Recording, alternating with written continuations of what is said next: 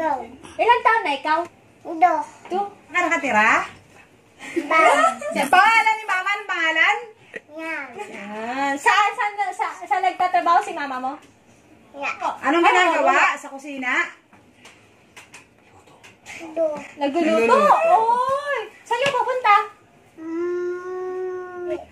Sa Jollibee? Anong gagawin mo dun? Kakain ka. May pera ka ba? O, kanino ka hihingi ng pera? Kay Ganda?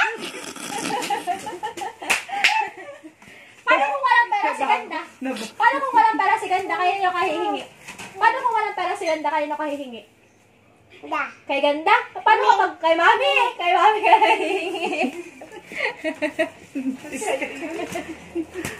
Tapos na, tapos na. Tapos na ba yung interview mo? Opo. O,